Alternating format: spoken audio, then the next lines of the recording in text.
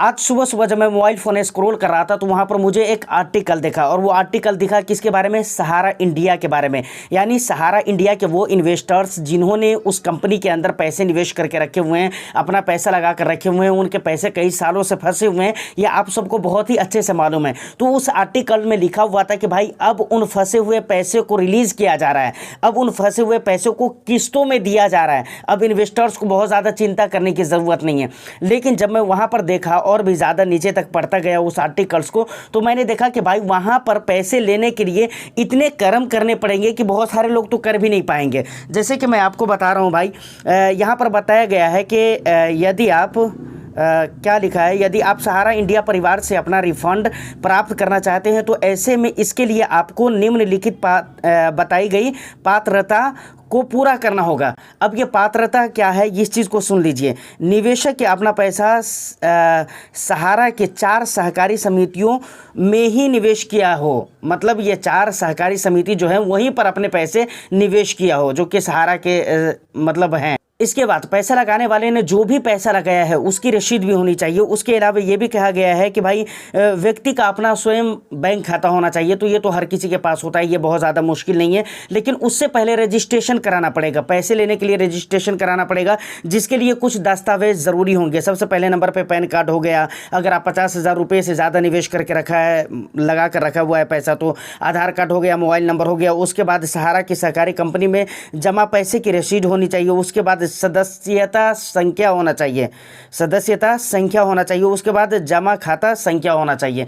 तो मेरे कहने का मतलब क्या है, मेरे कहने का मतलब यह है कि बहुत सारे लोग आज के डेट में हैं जिन्होंने सहारा के अंदर पैसे निवेश किया है, और आज उनके पास बहुत सारी चीज़ इसमें से ऐसी हैं, मोबाइल नंबर है जो कि है, आधार कार्ड है, पैन कार्ड है, लेकिन बाकी की कई सारी चीज़ें हैं जो कि सहारा से जुड़ी हुई है, वो इन्वेस्टर्स के पास है ही नहीं। तो इसका मतलब ये हुआ सीधे तौर पे कि भाई उनके पैसे नहीं मिल पाएंगे, और जिनके पैसे मिलेंगे भी तो वो किस्तों में मिलेंगे, समझ रहे हैं। अब यहाँ पे सवाल आता है कि भाई ये सारी कहानी मैं आपको क्यों सुना रहा हूँ, आप तो म्यूचुअल फंड के इन्वेस्टर्स हैं। तो जी हाँ, म्यूचुअल फंड के अंदर भी कुछ ऐसा हो रहा है, और आज से काफ़ी टाइम पहले मैंने एक वीडियो बनाया हुआ था जिसमें मैंने आपको ये बताया हुआ था कि म्यूचुअल फंड के अंदर भी कुछ ऐसी स्कीम है जहाँ पर आपको पैसे निवेश नहीं करना चाहिए, वहाँ पर पैसे निवेश करने से बचना चाहिए। अगर वहाँ पर पैसे निवेश करना है तो उसके साथ कुछ कंडीशंस होंगे। वो 3-4 तरह के म्यूचुअल फंड है। काफ़ी दिनों के बाद जब मैं ये न्यूज़ पढ़ा तो मुझे ये समझ में आया कि भाई इस तरह की बातें आपको ज़रूर ही बताना चाहिए, ताकि इससे अवेयरनेस फैले, लोग जान सके, लोगों के पास अच्छी जानकारी पहुंच सके कि भाई कहां पर आपको निवेश करना है, कहां पर आपको निवेश नहीं करना है, कहां पर आप निवेश करते हैं तो आपको क्या देखना चाहिए। जैसे कि सहारा के इन्वेस्टर्स ने किसी को भी अपना, किसी भी एजेंट को अपना पैसा दे दिया, और आज जब पैसे देने की बात आई है तो ये कहा जा रहा है कि भाई सहारा के जो मतलब शाखा है वहां पर जो जमा कराए गए पैसे हैं उन्हीं की रसीद होनी चाहिए, और उनके ही पैसे वापस मिलेंगे। अब सोचिए, किसी को भी पैसे दे देना या कहीं पर भी निवेश कर देना, ये मतलब नहीं बनता है, और इससे आपके पैसे नहीं बनेंगे, इससे ना आपके वेल्थ क्रिएट होंगे, ना आने वाला समय में आपको कुछ लाभ मिलने वाला है। तो फाइनली 3 तरह के म्यूचुअल फंड जहां पर पैसे आपको निवेश करना ही नहीं चाहिए, अगर आप करते हैं तो सोच समझदारी के साथ और किन शर्तों के साथ आपको निवेश करना चाहिए, उसी के ऊपर हम डिटेल्स में बात करेंगे। बस एक लाइक करिए, शेयर कर दीजिए, चैनल को सब्सक्राइब नहीं किया तो चैनल को भी जरूर सब्सक्राइब कर लीजिए, क्योंकि इस तरह की इंटरेस्टिंग कंटेंट मैं आपके लिए लेकर आता रहता हूं। तो चलिए सर, डायरेक्ट हम मुद्दे की तरफ आते हैं। सबसे पहला फंड है जहां पर आपको पैसे नहीं निवेश करना चाहिए। अगर निवेश करना चाहिए तो किन कंडीशन में, वो है इंटरनेशनल फंड। जी हाँ, इंटरनेशनल फंड ऐसे फंड है जहां पर लोग ये समझते हैं कि भाई हम विदेशों में अपने पैसे को निवेश कर रहे हैं, जबकि आपको पता है विदेशों में निवेश करने के चक्कर में उनके पैसे नुकसान हो जाते हैं। अभी मैं आपको लाइव दिखलाता हूं, कई सारे फंड, एक नहीं कई सारे फंड्स ऐसे हैं जिन्होंने 10 साल में इतना घटिया रिटर्न्स दिया है जिसका जवाब नहीं है, 5 सालों में इतना बुरा रिटर्न्स है जिसका जवाब नहीं है, और कई फंड्स ऐसे हैं जिन्होंने नेगेटिव रिटर्न्स दिए 20% के, 15% के और 24% के, इस तरह के नेगेटिव रिटर्न्स देकर रखे हुए हैं। चलिए मैं लाइव आपको दिखलाता हूं। देखिए, तो फाइनली मैं पहुंच चुका हूं अपने मेन स्क्रीन के ऊपर। यहां पर मैंने क्या कहते हैं कि कॉपी कर लिया है आर्टिकल को, और उसके बाद यहां से मैं आपको दिखलाना चाह रहा हूं। देखिए, सबसे नंबर 1 पे आ जाता है, कौन सा नंबर 1 पे आ जाता है, यहां पर आप देखेंगे तो DSP का world meaning fund of fund है, डायरेक्ट ग्रोथ की यहां पर बात हो रही है। यहां पर 1 ईयर का रिटर्न्स देखेंगे तो 1.4% का रिटर्न है, 3 ईयर्स में देखेंगे तो -3% का रिटर्न्स है, और उसके बाद 5 ईयर्स का देखेंगे तो 19% का रिटर्न्स दिया दिया है। अच्छा, ये रेगुलर रिटर्न्स नहीं रहते हैं, कई जगह पे आपको देखने को मिलेगा कि भाई ये रिटर्न्स रेगुलर नहीं रहते। उसके बाद दूसरे नंबर पे देखेंगे तो यहाँ पर आप देख सकते हैं PGM India global equity opportunity fund है, समझ रहे हैं ना। तो यहाँ पर 1 ईयर का रिटर्न्स आपको -3% का मिल जाता है देखने को। उसके बाद पिछले अगर 3 ईयर्स का रिटर्न्स देखेंगे तो 6% का रिटर्न्स है, और पिछले 5 ईयर्स में 15% का रिटर्न्स यहाँ पर देकर रखा हुआ है। और दूसरी बात अगर आप देखेंगे उसके बाद तो यहाँ पर आप देख सकते हैं आदित्य बिरला सन लाइफ की तरफ से ग्लोबल इमर्जिंग अपॉर्चुनिटी फंड यहाँ पर देखने को मिल जाता है। 1 ईयर का रिटर्न्स यहाँ पर देखने को मिल जाता है 1.7%, 3 ईयर्स का रिटर्न्स यहाँ पर 4.7%, और 5 ईयर्स में 14% का रिटर्न्स दिया है, समझ रहे हैं ना। और यहाँ पर उसके बाद जो हमारे सामने फंड आ जाता है वो पीजीएम इंडिया का फंड आ जाता है, समझ रहे हैं, PGM India emerging markets equity fund, समझ रहे हैं ना, जहां पर आपको CAGR 2% का देखने को मिलता है पिछले 10 ईयर्स में। उसके बाद 5 ईयर्स में देखें तो 5% का CAGR देखने को मिलता है, 1% का CAGR देखने को मिलता है 1 ईयर में, 17% का। लेकिन यहाँ पर देखेंगे एक ही बात कहूँगा कि भाई ये कंसिस्टेंट नहीं है, समझ रहे हैं ना, जो कि सबसे बड़ी चीज़ है। यहाँ पर देखिए, यहाँ पर लिखा भी हुआ है relatively better but not consistent, समझ रहे हैं ना, मतलब इस तरह के जो रिटर्न्स हैं ना वो कंसिस्टेंटली देखने को नहीं मिलते हैं। उसके बाद और भी बहुत सारे हैं, जैसे निपॉन के हैं। उसके बाद यहाँ पर माइनस जो है ना 26% का रिटर्न्स दिया है पिछले 1 ईयर में, यह जापान के मार्केट में निवेश करता है। उसके बाद फ्रैंकलिन एशियन इक्विटी फंड है। तो इस तरह करके बहुत सारे फंड्स हैं जिनके रिटर्न्स बहुत ही ख़राब रहे हैं, समझ रहे हैं ना।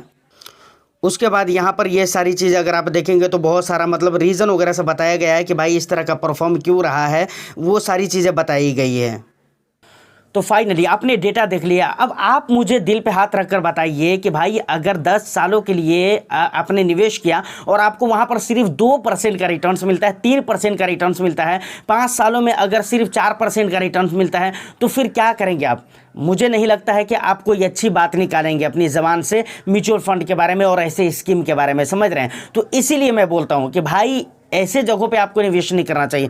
क्यों नहीं निवेश करना चाहिए, अब मैं डिटेल्स में आपको बताता हूँ। सबसे पहली चीज़ है कि विदेश की इक्विटी में अगर आप निवेश करते हैं, इंटरनेशनल फंड में निवेश करते हैं, कहने का मतलब ये है इंडिया के अंदर इंटरनेशनल फंड में पैसे लगा रहे हैं, तो वहाँ पर आपको पता नहीं होता है कि भाई जिस देश में ये पैसे निवेश करने वाला है वहाँ पर चल क्या रहा है, वहाँ की सरकार का फोकस क्या है, वहाँ की सरकार क्या चाहती है, किस तरह के बिजनेसेस को, किस तरह के बिजनेस मॉडल को ज़्यादातर वो सपोर्ट करेगी। इन चीज़ों का पता नहीं होता है। बहुत सारे ऐसे डेटा है जिसको लेकर ट्रांसपेरेंसी नहीं होती है। बहुत सारी चीज़ें हैं, बहुत सारे सेक्टर्स हैं जिसको लेकर आपको कुछ भी आइडिया नहीं होता है, और वो आप वहाँ के फंड में पैसे निवेश कर देते हैं, आपके ज़्यादातर पैसे वहाँ पर निवेश किए जाते हैं। फिर वहाँ पर आपको होता यह है कि इन द लास्ट आपको नुकसान होता है। ये रीज़न होते हैं। अब देखिए, अगर आपको निवेश करना है तो ये सारी बातें, वहाँ के सेक्टर में क्या चलने वाला है, वहाँ की सरकार क्या चाहती है, किस तरह के प्रोजेक्ट में वहाँ पर ग्रोथ आने वाला है, और इन सारी बातों का एग्जैक्ट जानकारी आपके पास है, तब जाकर आपको किसी भी इंटरनेशनल फंड के अंदर आपको निवेश करना चाहिए। तो ये म्यूचुअल फंड का पहला टाइप हो गया जिसमें आपको निवेश नहीं करना चाहिए। अगर निवेश करते हैं तो आपको सोच समझदारी के साथ निवेश करना चाहिए।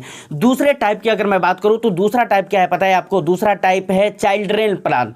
चिल्ड्रेन के नाम पर जो है ना, बच्चों के भविष्य के लिए बहुत सारी योजनाएं हैं, बहुत सारे म्यूचुअल फंड स्कीम्स हैं। तो वहां पर आपको सोच समझदारी के साथ निवेश करना चाहिए कि भाई हम कितने समय के लिए निवेश कर रहे हैं, वहां पर हमारे को इतने सालों के बाद रिटर्न्स क्या मिलेगा। बहुत सारे लोग ना क्या करते हैं, चिल्ड्रेन प्लान में निवेश कर देते हैं, जबकि आप इस तरह की जो स्कीमें होती है, इंटरनेशनल फंड हो गया, चिल्ड्रेन प्लान हो गया, इस तरह के जो प्लान्स होते हैं उनके जब आप एक्सपेंस देखेंगे तो बहुत हाई लेवल के होते हैं, लेकिन फंड्स के रिटर्न्स देखेंगे ना तो आपको बहुत अच्छे नजर नहीं आएंगे। मतलब वो लोग सिर्फ पैसे लगा देते हैं, छोड़ देते हैं, बहुत ज़्यादा एफर्ट नहीं डाला जाता है और जिसकी वजह से पैसे नहीं बन पाते हैं, लेकिन एक्सपेंस उतने ही लिए जाते हैं। तो चिल्ड्रेन प्लान के ऊपर भी बहुत ज़्यादा लोग पैसे निवेश करते हैं। मैं ये कहता हूं कि अगर आप माता पिता है तो आप अपने नाम पर निवेश कर लीजिए ना, अपने बिहाफ पर आप निवेश कर लीजिए ना। और वो आप माता पिता है तो यकीनन माता पिता है तो आप उनकी ज़िंदगी के लिए, उनके लाइफ में जब भी ज़रूरत पड़ेगी, चाहे वो पढ़ाई लिखाई से लेकर जब भी आगे चलकर कोई भी ऐसी ज़रूरत पड़ेगी जहाँ पर पैसे की ज़रूरत हो, तो ऐसा तो नहीं कि आप अपने बिहाफ पर इन्वेस्टमेंट करेंगे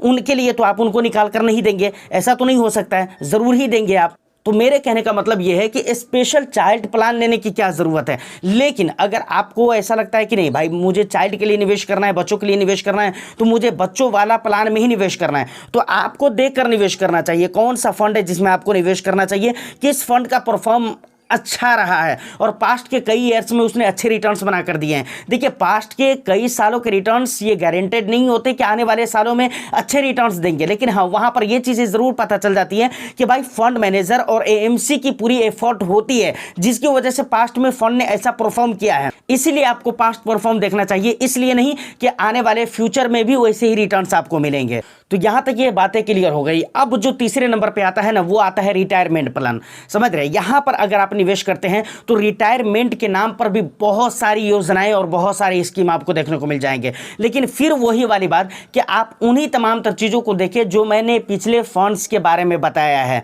अगर आपको निवेश करना है तो। समझ रहे हैं, वरना मैं ये कहता हूं कि भाई आप निवेश ही मत कीजिए। अगर आप मानकर चलिए कि 55 साल उम्र है, 50 साल उम्र है, 60 साल उम्र है, तो आप 60 साल की उम्र में मुझे नहीं लगता है कि आप निवेश करेंगे। वहां पर SWPO अगर आप कर सकते हैं या फिर ये करने के बारे में सोचेंगे, या अगर आप निवेश भी करने के बारे में सोचते हैं तो भाई आप डेट फंड वगैरह में निवेश कर सकते हैं, क्योंकि आपको उस समय पे बहुत ज़्यादा वेल्थ क्रिएट करने की ज़रूरत नहीं होती है।